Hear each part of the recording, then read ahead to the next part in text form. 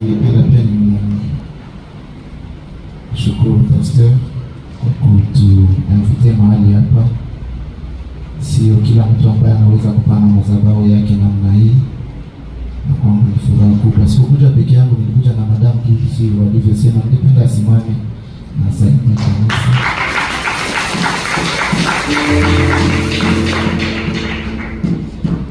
Na kwangu ni furaha kuona watu wengi ambao mnafahamia mahali hapa, na najisikia nyumbani. Haleluya. Nafaa basi, nilipofika hapa nilisema ya kwamba Vinoti nilipanga mfahamia vizuri, tulikomaa pamoja. Mke wake pia ni familia kwa madamu. Pastor Eric yeye sijui kama ataweza kusema nini, lakini kwangu ni shukrani kuweza kukutana mahali hapa. Tema ambao walinipatia ilikuwa juu ya kuongea juu ya namna gani kuwa na utamaduni wa ubora, ama nikisema kwa français, comment développer une culture de l'excellence. Mtakuwa mnanisamehe kwa sababu kuna muda nitakuwa nikiingia ndani ya Kifaransa kidogo, lakini naamini ya kwamba Mungu atatusaidia. Développer une culture de l'excellence. Na kwangu leo nitaongelea funguo 4 ambazo zitatusaidia kuboresha maisha yetu. 4 clés pour une culture d'excellence.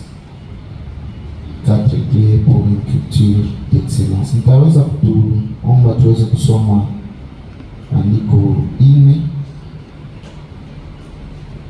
Ya kwanza tutaipata ndani ya kitabu cha Mwanzo sura 41 mstari wake wa 37 hadi 40, ama 37 mpaka 40. Genèse chapitre 41 verset 37 à 40. Somo ya pili itakuwa ndani ya kitabu ya Yobu kwa wale ambao wanaandika. Job chapitre 22 le verset 28. Job chapitre 22 le verset 28.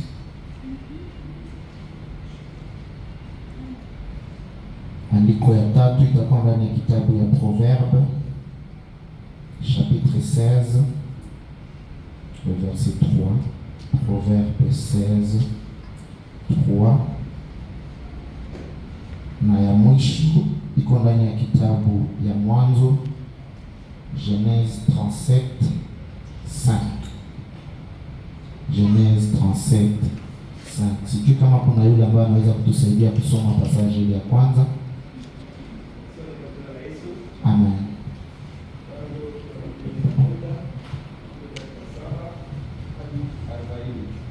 Biblia inasema hivi: na neno hili lilikuwa jema kwa macho ya Farao na kwa macho ya watumishi wake wote. Farao akawaambia watumishi wake, tutaweza kupata mwingine kama huyu, mtu mwenye roho ya Mungu? Farao akamwambia Yosefu. Job chapitre 22 le verset 28. Job chapitre 22 verset 28.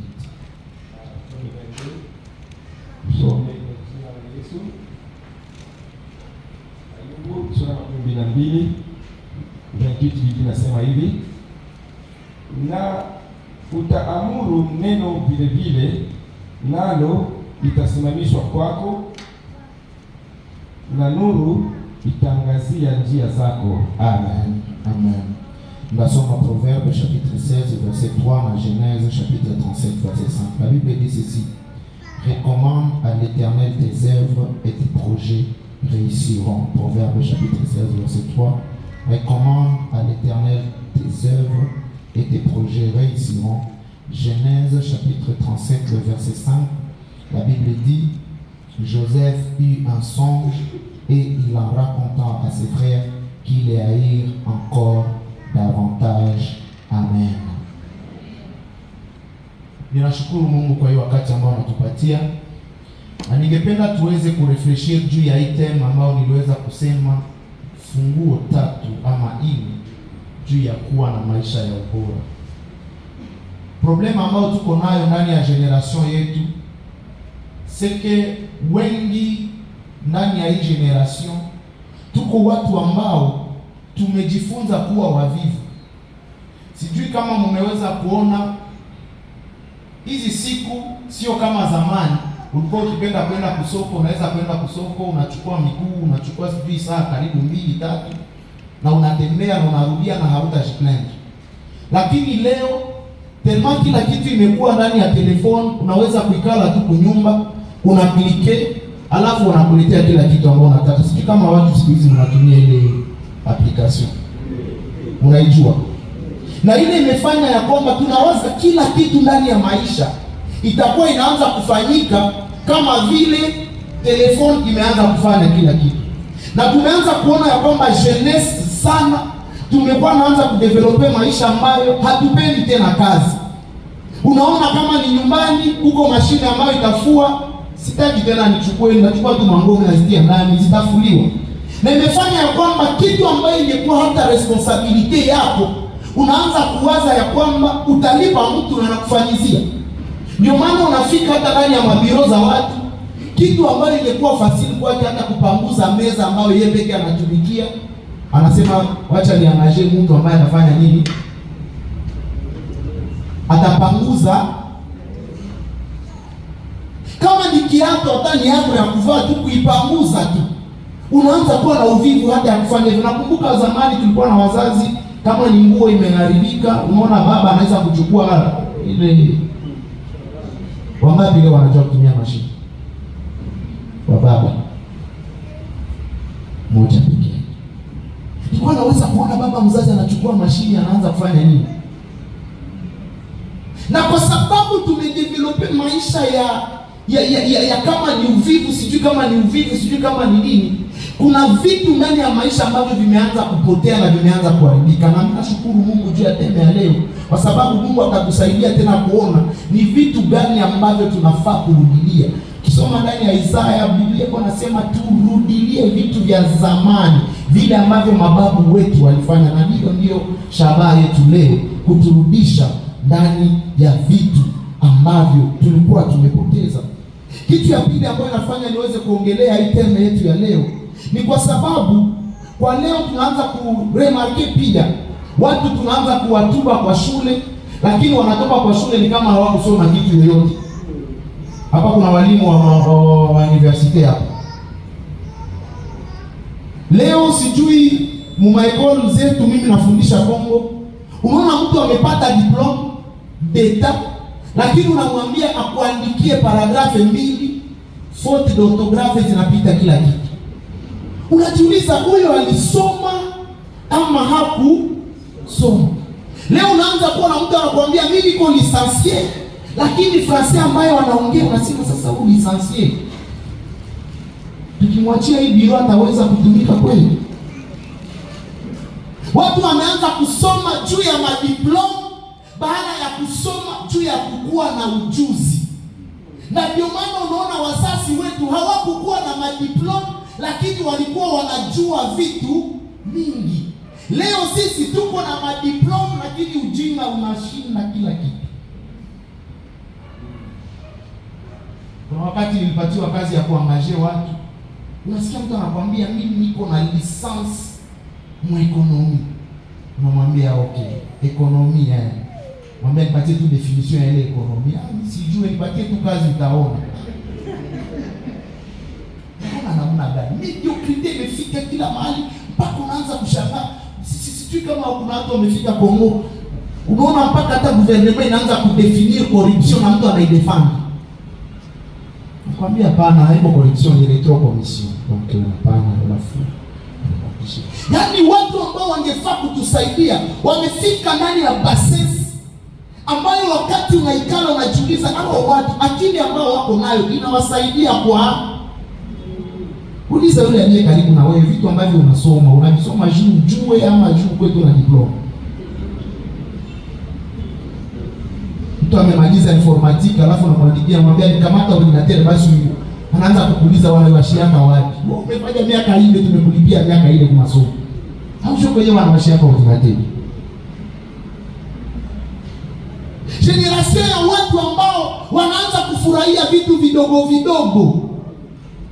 Unaona mtoto amepata 51%, wanamwambia umepita na sumbua quartier mzima. Au niko diplome. 51% unaweza kusumbua watu wengi. Hodo nimepata tu diploma, ile vingine ya milioni ndio kwambia ilikuwa.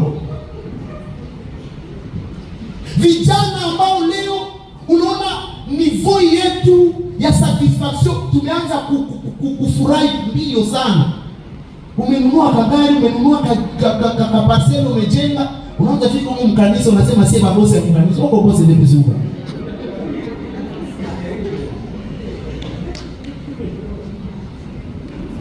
Leo tunaanza fika mbio. Hatuna tena ambition, hatuna tena mawazo ya kufikiria mbali zaidi ya mahali ambapo Mungu anatutaka. Bwana anasema ya kwamba anapenda tuprospere ndani ya njia zote, na Biblia inasema yeye ambaye anaweza kutubariki zaidi kupita. Lakini wewe unaanza tu baraka ni kwamba umekuwa na kagari, umekuwa na iPhone, alafu kila mtu sisi matajiri, wako tajiri ni kuzuga. Kuna matajiri huku nje, watu ambao hawana tena besoin, hana sujet de prière. Leo wakwambia uko na sujet de besoin, uko na sujet de prière. Kuna mahali walimtuma niende nihubiri, nikashika ubiri. Wakati unaingia ndani ya kanisa, unaangalia parking, unaanza tu. Baba alikuja na gari, ukiangalia mnakusanya mali yenu yote ya familia, mmetia fasi moja. Ndio inaweza kununua tu motori ile gari. Alafu mama anakuja na yake, watoto wanakuja, kila mtoto na yake. Na wakati nawaambia tuombe sujet de prière, kila mtu aileta, anakuambia nimeona hizi siku Israeli kuna vita, tunaweza kuombea wa Israeli. Wewe leo unaweza kumbuka Israeli? Sijui ni Palestina. Est-ce que unajua hiyo vita? Haujui. Kwa sababu kikumwe imekubeba, imemaliza akili yako yote na ungali unapiganisha maisha. Kuna watu ambao Mungu amebariki na sujet de prière zimeisha, lakini bado wanaendelea kupenda Mungu. Sisi tumecreate une generation ya watu ambao mediocrite imeingia ndani ya kichwa mpaka tunaweza kufurahi mbio, tunafurahi na hata hatujafika mahali ambapo Mungu anapenda tufike. Ukiangalia historia ndani ya Biblia, mtoto wa Abraham amefika ndani ya desert. Na Biblia inasema huyu mtu amekuwa tajiri, amejitajirisha mpaka amekuwa zaidi ya utajiri, hadi mataifa yanakuja kuomba ya kwamba waambatane naye. Wewe Mungu hata chef de quartier shako ameweza kufanya alliance nao. Lakini akili zetu zimekuwa kama zimefungana, na tunakuwa ni kama tumebaki, tumekuwa stagnant, tumekuwa watu ambao hawaendelei. Ndio maana nasema leo wacha tuendelee kusema ya kwamba tuongelee maisha ya ubora. Ni maisha ya ubora. Na rezo ya mwisho ambayo inaacha ya kwamba niweze kusema ya kwamba tuweze kusimulia juu ya kukua watu ambao wako excellent. Ni kwa sababu leo ukiangalia Wakristo ni kama wameambia Wakristo ukishakuwa Mkristo hauna tena droit ya kutumikisha akili yako. Halo. Ukishakuwa Mkristo kila kitu ni kukamata. Niko na decision kukamata, wacha nichukue muda ndani ya maombi. Unakamata 4 ndani ya maombi, alafu unasahau kufikiria juu ya mambo ambayo utafanya. Ukua Mkristo hawakututoa akili. Kuna wakati baada ya kuomba lazima uikale na uanze kufikiria. Mimi naona mtu mmoja analamuka asubuhi anasema mimi Mungu amenibariki, nimekuwa na pesa, mimi nataka ingia mu maombi. Uko na pesa matengia maombi. Na ukishamaliza kuomba unasema Mungu amenifunulia hii pesa, niuze matriko, niende kuziuzisha Egypte. Egypte jikuvule na inanyeshaka après combien de temps. Habana baridi. Wewe ndio usha matriko utapata pia. Pale iko wakati ya kusema ndaomba. Ukishamaliza kuomba lazima uikale, uanze kufikiria, uanze kukupanga, uanze kukuwaza. Lakini sisi Wakristo ni kama akili zetu walizifunga. Unaanza kusema profete Mungu alikuonesha nini? Sikatae profesi, lakini nasema ya kwamba Wakristo tumeshindwa kurefresh. Ndio maana kuona watu wa Kristo ambao wamecreate vitu ni wadogo. Kupata Wakristo ambao wako ndani ya siasa ni wadogo. Kupata Wakristo ambao wamekala wako na madoktora wanatengeneza madawa, umpatie Wakristo karibu ngapi hivi ambao wametengeneza madawa? Corona ilisumbua hapa, hakuna kanisa hili simame nasema si wa scientific yetu ya kanisa wameikala wanasema watatengeneza dawa ya corona. Ni wapagani, watu wenyewe waombaji ndio walianza kala wana refresh. Kwa sababu Mungu alipotupatia akili, alisema mimi nawaumba kwa mfano wangu, na mfano wa Mungu ni wakati anaikala na angalia anasema natamani nitengeneze kitu fulani na kitengeneza, na anasema kweli nimekuwa satisfied na kazi ambayo unafanya. Leo badala ya kurefresh unaenda tafuta profeti. Kuna watu ambao wanakutana kule kuplay mountain sana wa Kristo. Na siku moja niko pale, mwana ananiambia sema Mungu amembariki na $50,000. Leo nakia tafuta profeti pale. Alafu ananiuliza kama Mungu hajanionyesha kitu. Namwambia Mungu hatanionyesha. Enda ukale, utafute watu ambao walifanya biashara, wakupatie kosei. Haiko kistio ya kuomba. Mungu deja alishakupatia provision. Probleme yetu ni ya kwamba Mungu akishakupatia provision tunaigaspie ndani ya maombi. Siseme maombi ni mabaya, ifo tuombe. Lakini Biblia inasema kuna wakati ya kila, kuna wakati ya kuomba na kuna wakati ya kurefresh. Uliza Mungu yako sasa hapo nachukua kama muda kuikala unaanza kurefresh. Proverbe chapitre 16 verset 20 inasema celui qui réfléchit sur les choses trouve le bonheur. Hawaseme celui qui prie pour les choses trouve le bonheur. Enfin, celui qui réfléchit sur les choses trouve. Mungu nikamata 40 jours de prière. Utamaliza 40 jours na utarudia utapata shida. Huko histoire moja ndani ya kitabu ya Juge chapitre 20, kipata muda utaisoma. Watoto wa Israeli wanaenda kupigana na Benjamini. Alafu Biblia inasema ya kwamba walichukua muda wakaenda wakaomba. Wakishamaliza kuomba wakauliza Mungu, "Wewe twende tupigane na huyu ndugu?" Mungu anawaambia muende mpigane. Walipofika kule Mungu anafanya nini? Anawapatia heshima. Wanarudia wanalilia Mungu, anasema bado Mungu tuliomba, mbona wanatupiga? Anasema mara hiyo iduru mwende tena. Wanafika kule tena wanapigiwa. Tena wanarudia wanaambia Mungu tufanye nini? Biblia inasema walipomaliza kuomba wakaikala wakaanza kupangilia ile vita. Na pale ndio wakaanza kupigania. Kuna wakati Mungu atapermete ya kwamba ukweli ndani ya maisha ili ujifunze kurefresh. Na hiyo ndio natuleta hapa leo. Tuweze kujifunza ni nini ambayo itatusaidia tukijifunza maisha ya mtu ambaye wanaita Yosefu. Haleluya. Kitu ya kwanza ama funguo ya kwanza ambayo ningependa tuweze kuongelea leo ni funguo ambao niliita la préparation. La préparation. Haleluya. Ndio voisin yako la préparation.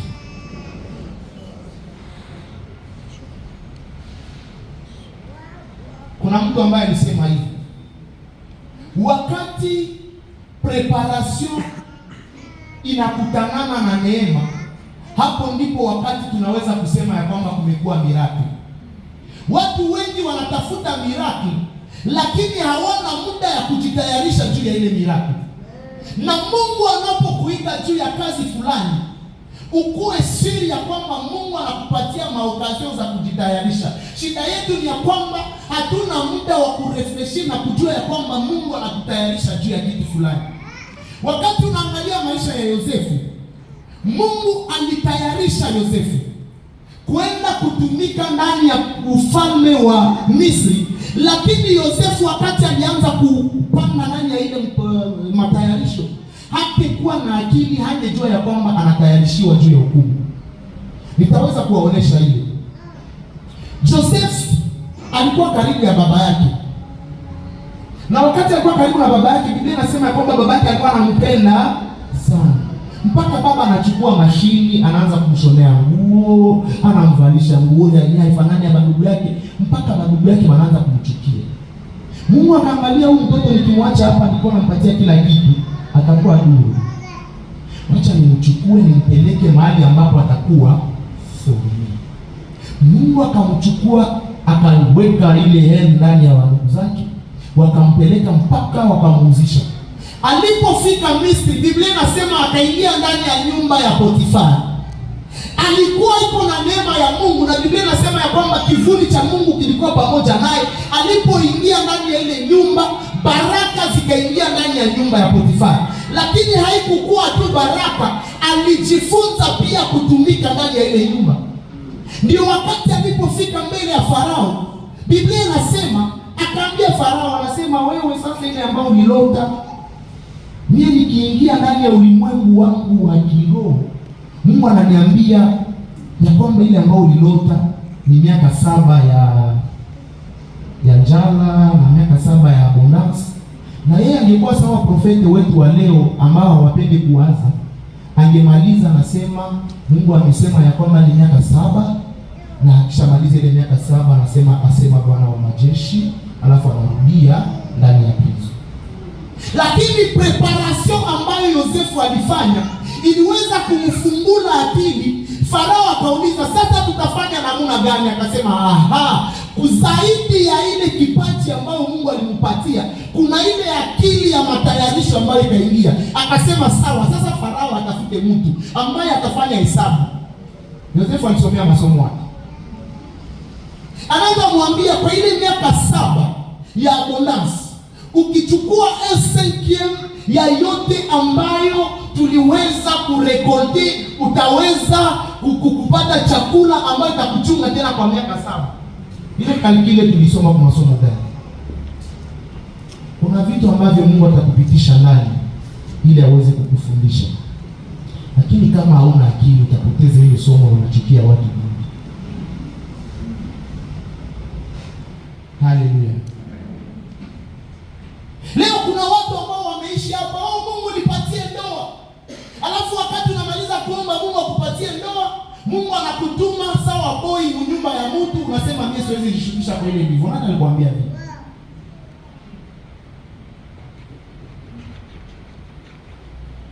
Haujui piga. Na sio shozi nyuma unajua ni makiaji, utapeleka nyumba ya watu wengi. Sifo Mungu anakupiga krizi wakati moja ili unaenda kwa boy nyumba ya watu. Aprili miaka 3 mwele nyumba utarudia na ushakuwa na akili, kaprice zinaisha, unakuwa mke.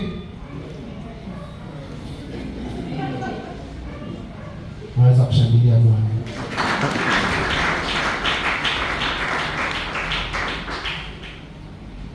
Kuna wakati vijana unaambia Mungu nipatie kazi.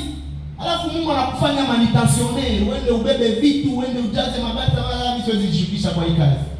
Unajua ukishabeba ile vitu ya kilo journée moja ya pili ya tatu, utajifunza maana ya mission.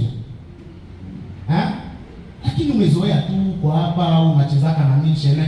Kuna watu ambao unapatia $5,000 anazikera. Na ukishamuuliza $5,000 ulifanya nini? Sijui zilipotelea tu mkosha, zilipotea. Shida kubwa ni ya kwamba hatukutayarishiwa kwa maisha ambayo inakuja. Kestio yangu ni nini ambayo wewe unafanya ili uweze kujitayarisha kwa kazi ambayo inakuja mbele yako? Unaweza kusema kweli Mungu aliniita ili nikuwe mtu mkubwa, lakini ni nini ambayo unafanya ili ujitayarishe kwa ule ukubwa? Kuna watu ambao Mungu aliita wakuwe wa president, lakini hata mpaka leo hakuna hata jina president mmoja ushakasoma. Ndio maana tu unapata wa president anafika, hakuna kitu anajua, anaenda katoni kila siku, hakujitayarisha, na ndio maana anajiua na anatuua siembote. Vitu 3 ambavyo vinatutasaidia na kujitayarisha. Ya kwanza ni kukuwa na conscience ya mahali ambapo Mungu anatungojea. Ndio maana unaona mtu kama huyu, Biblia inasema ya kwamba alipata ndoto na Mungu akamuonesha ya kwamba atakuwa mtu mkubwa. Alipofika ndani ya nyumba ya Potifari, haikuwa wakati ya kujiplende na kuanza kulia. Alikuwa na conscience. Kwa sababu Mungu alikuwa anamuonesha mahali ambapo ataenda. Wewe Mungu amekuonesha utaenda wapi? Ama ndipo uliolewa vizuri shapaisha. Ndipo uliuza kadari hauna tena maono. Haleluya. Haleluya. Kitu ya pili ambayo inatusaidia ni masomo ambayo Mungu anatupitisha ndani. Ningependa niambie kanisa ya kwamba kila kitu ambayo inatufikia sio kwa ubaya. Toutes choses concourent au bien de ceux qui aiment Dieu. Kuna wakati unaweza kuona na hizi siku sijui kama njia ya nini, sio wa Pentecoste ambazo ndio tumeharibisha dunia. Kila kitu imekuwa vita. Kila kitu ni komba. Kila mtu amekuwa pepo. Shangazi afike mnyumba, niliona iko na demo. Nani anatufundisha hivi? Kuna wakati Mungu atatupitisha ndani ya masomo ili tuweze kujifunza vitu. J'aime ce que David est en train de dire dans le psaume. David anasema, c'est par fidélité que tu m'as humilié. Et la Bible dit, il m'est beau d'être humilié afin que j'apprenne tes préceptes. Psaume 119. Kuna wakati Mungu atapermettre ya kwamba upite ndani ya masomo ya humiliation ili uweze kujua namna gani vitu zinafanyika. Lakini tuache kupigana na humiliation. Kwa jina la Yesu, mimi nakemea hili Yesu, nakemea Mungu na ujue. Je chasse kila kitu haiko esprit. Kuko wakati ile pauvreté haiko esprit, ni école. Kuko wakati ile kukosa mtoto haiko esprit, ni masomo. Kuko wakati kukosa kazi, mimi nakumbuka na niko najua namaliza tu kukoka hivi na tuko na ile moto sana ya Kikristo.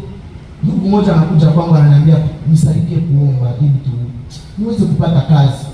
Namwambia wewe hauna imani wewe. Unaweza kuwa mtoto wa Mungu na Mungu ndio mwenyezi makazi zote, unakosa kazi, sitakuombea. Enda utafute kazi. Nilipokosa kazi miaka 3. Na niko mtoto wa nani? Unapostile mtu anakuambia matika profile yako hivi. Kesho ukuya asubuhi. Ile asubuhi unafika anakuambia walimfukuza. Donc ngoe ingine recruitment. Unashangaa. Na unafanya miaka ngapi? Eske mimi naombaka mubaya? Hapana, ilikuwa masomo ya Mungu ya kuniambia ndugu, kuwa mpole. Kuwa mpole. Acha kiburi. Kitu ya tatu ambayo inatusaidia ni ya kwamba Mungu hatatumikisha tu vitu vizuri ili aweze kutubariki. Kuna wakati chuki ya wandugu zetu inaweza kuwa pia njia ya Mungu ya kutupeleka mbele. Haleluya. Hapo mwisho naongelea juu ya ile chuki.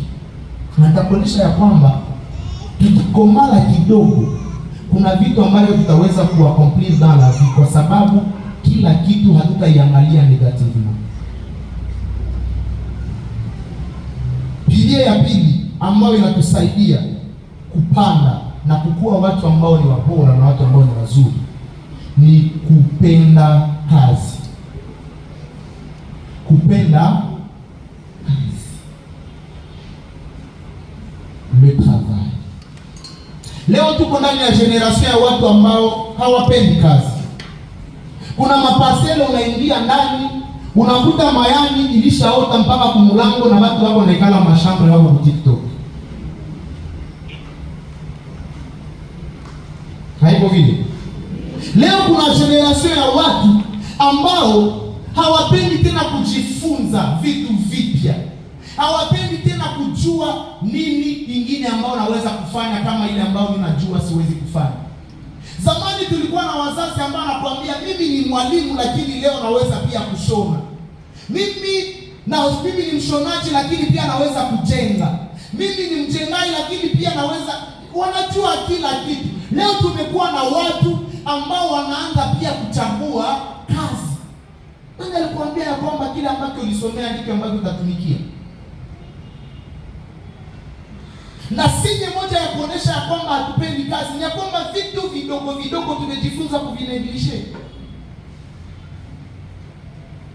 Hakuna muda tena ya kupatia matravo manuel. Wangapi wanaanza kupatia watoto travail manuel kunyumba? Leo ni kama ukiambia mtoto aoshe vyombo, yeye msindesera mtoto na kama ni kuwatesi.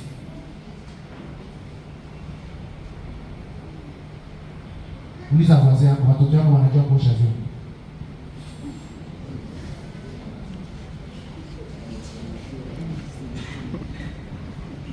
Garso wako anajua kupika? Ama Julie verite wasikugusie nani. Tumeanza kudevelope. Kuna mtu aliniambia nimtafutie kazi hapa juzi, nikaita rafiki yangu fulani, akaniambia ndio tuko na kazi. Mimi namtumia paragrafu moja juu ya kazi ambao wanamwambia afanye. Alafu nikamsukumia nikamwambia soma ile paragrafu alafu niambie kama uko capable kufanya ile kazi. Zilikuwa karibu paragrafu 2 ama 3. Ananiambia mimi sitaweza kusoma, wewe tu niambie kama nikufanya nini. Nakwambia paragrafu 3 za kazi yenyewe wewe unafaa kufanya, unaniambia hautaweza soma. Wewe niambie sitaweza bwana, wewe mwambie tu anipe kazi. Nakupa kazi juu ya nini? Le fait que Joseph alikuwa capable ya kufanya kila kazi ndani ya nyumba ya Potifar, wakati anapatiliwa kazi nyingine huko juu, hana difficulty. Anaweza kuitumika bila problem, bila kujiplaindre. Ingekuwa watu wetu wa leo wangesema ile kazi ni ya mingi, fulani tafuta wengine watu wengine wenyewe watatumika na mimi. Lakini alisema nipatie hayo ndaiwezi. Tumedevelope watu ambao hawana tena confiance ndani yao. Watoto wetu leo wanaanza kufika ndani ya monde professionnel, tunawadisqualifier kwa sababu hawana competence.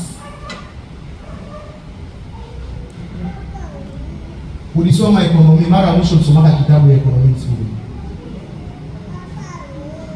Nibuli maliza kama masomo. Halo. Mama nibuli maliza ile kilimere ni 64 mchaka fanya nini wapi? Alafu tunaanza kupigana leo, wapasteri wanaanza bibi yangu mimi kabisa bwanangu ameanza kutoka nje, kwenda kulia kule kwa restaurant. Enda angalia kule kwa restaurant wanapigana. Problem yako ni ya kwamba auji develop pake ushaka bakira.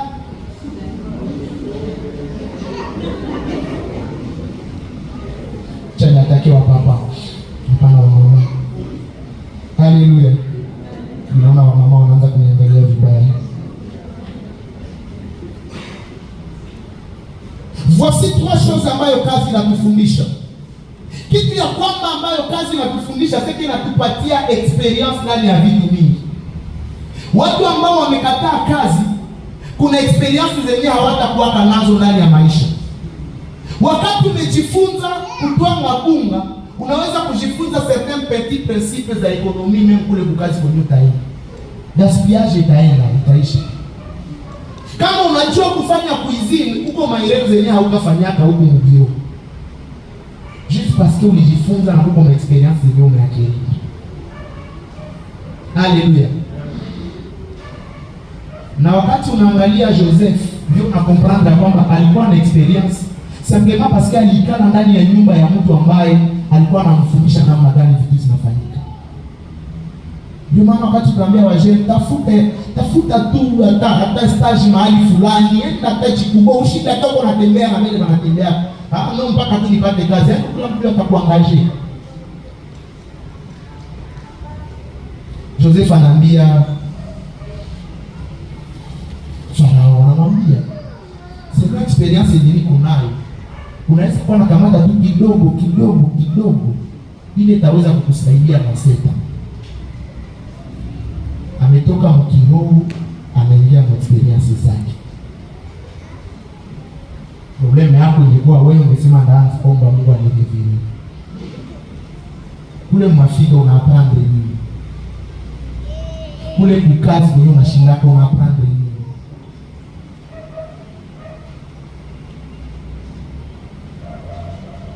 Haleluya. Haleluya. Kitu ya pili ambayo inasaidia ya kwamba hakuna kazi bila planification. Watu wengi tunashindwa kupangilia hata journée. Hauwezi kuwa productive kama hauna kitu ambayo utafanya. Sijui kama inakuwa kae. Mimi siku moja nilienda kamata mtoto kwa masomo na waza ni vendredi jeudi. Alafu akachelewa kukuja. Namuuliza mbona unatutamatia wakati? Akasema nilikuwa siamaliza planification yangu ya kesho.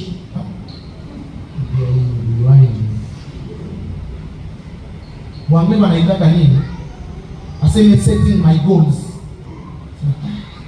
Setting your goals ndio kufanya. Sema niko naona kwenye na achieve yenye na achieve kesho. Si tuko watu na lamganga tu asubuhi na brosser, binyo takutanana, jo. Et c'est ce qui fait que nous ne sommes pas productifs. Mjournée uligusa vitu 20 lakini wakikuuliza rapport hauna idea kitu ambao ulifanya. Wewe unaenda mvile kufanya nini? Mimi nenda tu. Nenda fanya nini? Mimi napenda watu niko nashinda kule. Mvile ukafanya nini?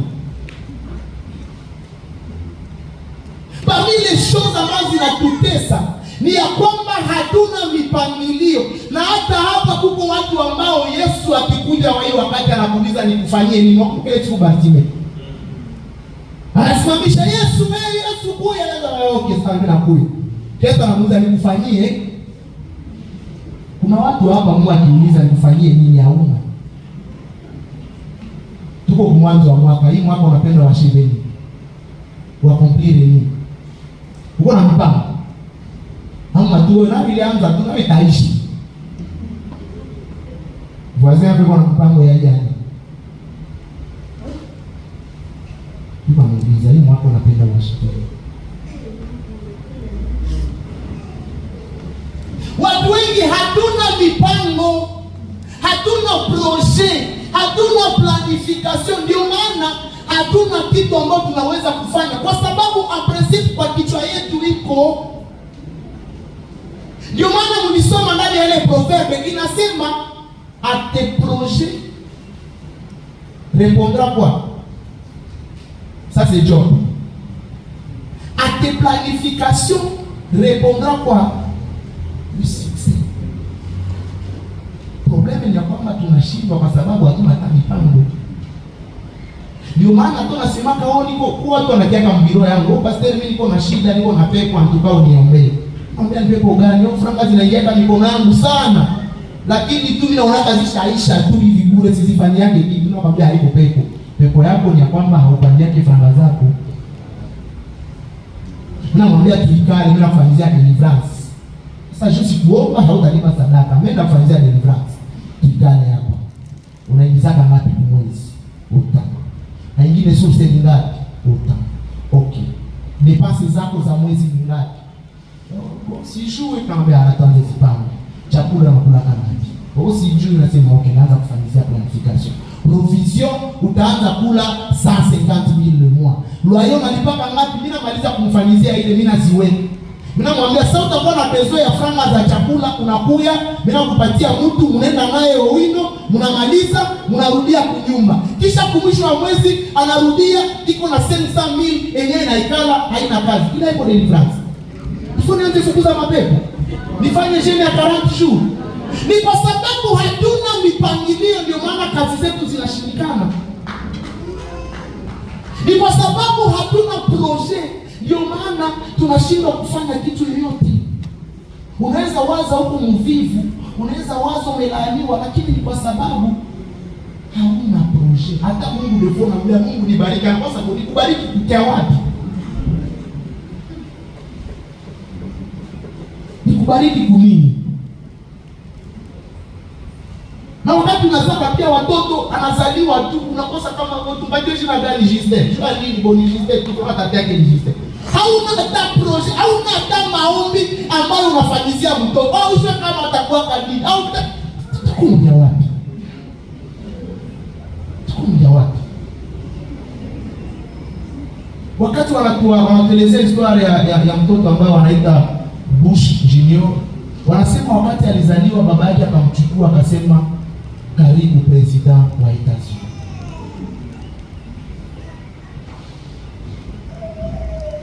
Na wakati baba alikuwa ameprofetize kitu juu ya mtoto, vitu vikafika. Unaona watoto hapa tu ndio katajua. Nisho hauna projet. Hauyapanga kitu juu ya ule mtoto. Hakuna maombi shakapanga juu ya ule mtoto.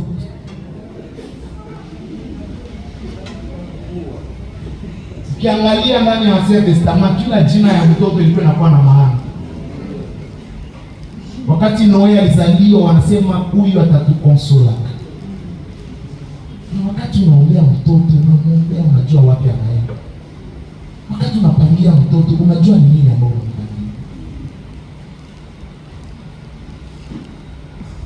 Wakati huu unaisha Na kitu kingine ambayo itatusaidia ndani ya kazi ni bonne gestion ya maresources ambazo Mungu anatupatia. Problema ambayo tuko nayo ni ya kwamba Mungu ametupatia vitu, lakini hatujui namna gani ya kuzitumikisha. Mungu ametupatia energy physique, lakini hatujui namna gani kuitumikisha. Mungu ametupatia ujuzi, akili, lakini hatujui namna gani ya kuitumikisha. Lazima tujifunze kitu ambayo Mungu alinipatia, naweza kuitumikisha namna. Kuna watu ambao Mungu alibariki na force, nguvu. Na same chose ambayo anamalizia na ile nguvu ni kwenda fanya box. Kuna watu ambao Mungu alipatia facilite ya kurefleshir juu ya kitu fulani. Kwa nini usikale? Na kitu ambao nafurahia ni kwamba Joseph Mungu alimpatia deja akiwa mtoto. Mungu anaweza kumpatia mandoto. Akisha komala ana develop ile kapasiti yake ya mandoto mpaka anaweza kuwa amezuri ya kutraduire ndoto ya mtu mwingine. Wewe vitu ambavyo Mungu alikupatia unavitumikisha namna gani? Unaviperfectione namna gani? Vinakusaidia namna gani? Na kitu ya mwisho ambao unafurahia na ambao itakusaidia ndani ya kujenga maisha ya ubora ni kupona vidonda vya parcours. Ukisoma ndani ya Genèse chapitre 45 utaona ya kwamba Joseph wa ndugu zake wanafika wanamkutana Egypte. Na Biblia inasema ya kwamba Joseph akakuwa obligé awaambie ya kwamba nyinyi ndio ndugu yangu. La Bible dit ceci, akawaambia musilie ama ne vous affligez pas du fait que vous m'avez vendu. C'est pour vous sauver la vie que Dieu m'a amené dans ce pays et pour que je sois père du Pharaon. Probleme yetu ingine ambayo inaacha maisha yetu inakuwa mediocre ni kwa sababu tunaanza kutumika, tunaanza kufanya vitu hapana kwa sababu tuko navyo besoin, lakini tu tuko napenda kulipisha kisasi. Uko unatumika, unapenda ukuwe na franga hapana tu uko nazo besoin, meni juu uoneshe ule muyomba mwenye kutestaka kena wewe utakuwa na franga. Ni franga haitakufanyia. Ni juu uweze kupata wale wakaka wako ni waoneshe na mie kisi niko nguvu, na wengine wamekuwa na pesa na hautaki hata kuita familia. Sema watakoma wataona kena hii haitabaki. Vidonda ambavyo tumepata ndani ya parcours lazima ufike niveau nyingine unasema hizi makombazi kulikuwa na maana. Zilikuwa tu njia za kunipeleka juu. Na unaanza kuignore kombazi nyingine. Mimi kila mtu uko na enemy kwanza wakati. Tukisoma mastati za watu wa enemy yangu watateswa, wa enemy gani hapa watateswa. Hatuko mwa hii dunia ya kurepondra wa enemy kila siku. Hatuko mwa hii dunia juu niweze kupata makuta ama niweze kuendelea ndani ya maisha juu ya kupruvia watu wengine juu niweze kuwahimilie. Mtemo kulikuwa mtu fulani sasa kaja jina yake mimi namkutana pale kubia ananiangalia anasema hii watu yote yenyewe najenga hapa mama figa ni wanani hapo wanajenga nini? Wale hizo wanachafula nyumba yangu. Nasema yani na sisi tuko na franga, hapa na wazaka tutakuwa na franga. Una sasa tu. Nani alikuwa anawaza? Unaingia mfoyer pale, unaingia mfoyer juu ni volonté ya Mungu, unaingia mfoyer juu ya kuprouver watu na mie ni kuna huko ni takeseka. Talia. Lazima tuweze kufika ku niveau ya kukomprendre kuna vidonda vingine ambavyo Mungu anapermete ndani ya maisha yetu ili ziweze kuwa pia baraka kwetu na baraka kwa watu wengine. Ambia mwenzako pona, huko mavita zenyewe hazina maana tuziache. Tuko na objectif kubwa. Wakati Mungu anakutia ku niveau ya pays, huko mavita zenyewe hauko tena za kuingia ndani. Omba alisema, shanga alisema niacha na nani. Bibi yake na kaka halipendake ukishakuwa pale. Hakupenda sikupende sa change quoi. Allô.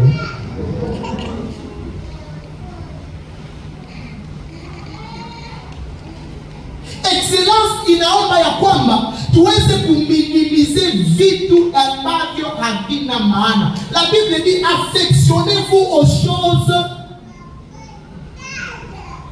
Ni kusema vitu vya hapa chini chini tulifanye nini? Hauwezi kuwa excellent ukiwa bado unabeba watu. Wewe mzazi, mimi sikuona kama babangu hakuniangaikia kisha. Hauya komana. Hauya reishi maisha. Sasa babako anakuja fanya hivyo. Si umsamehe, umpende, umsaidie, nishie pale naye asikie bien.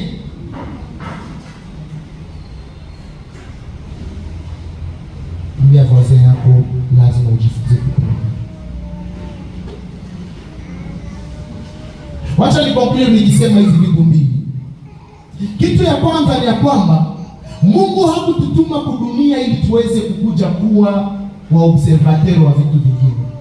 Lakini Biblia inasema ndani ya Mwanzo ya kwamba Mungu alitutuma akiwa ametuumba kwa image yake ili tuweze kudomi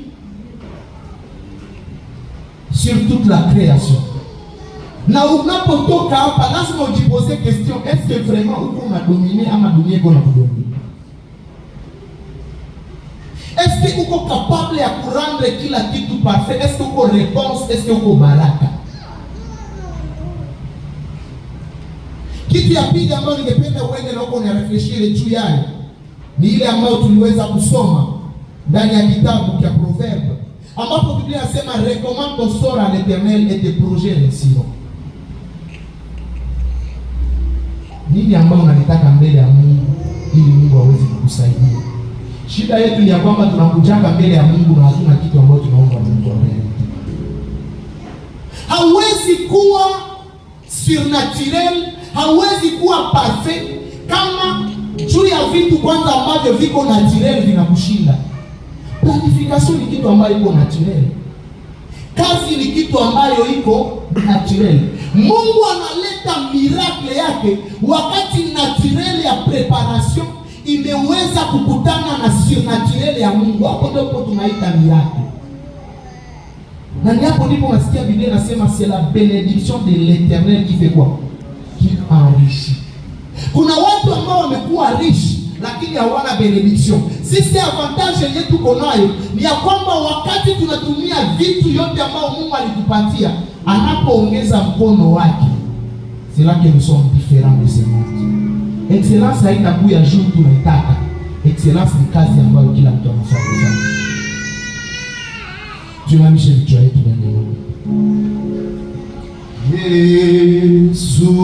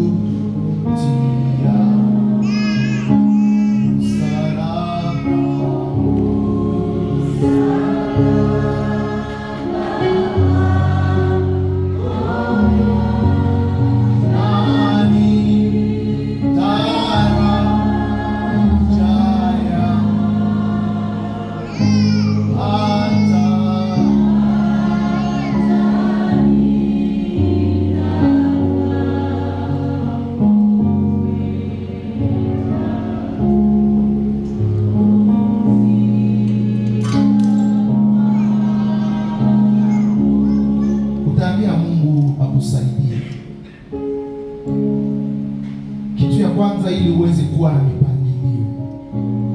Kitu ya pili utaambia Mungu zaidi ya mipangilio akusaidie kuwa na courage ya kufanya kazi. Kitu ya tatu utaambia Mungu akusaidie kuwa na objective na kutokufuata vitu ambavyo watu wanakufanyizia. Na kitu ya tatu utasema ndani ya yote ambayo unafanya resulta ikuwe ya kumpania na mkono wa Mungu. Na ni hapo ndipo tutaweza kukua watu bora na kukua watu wa miradi. Twende sote ndani ya maombi na utaweza kujiombea. Na kwa mwisho nitaomba.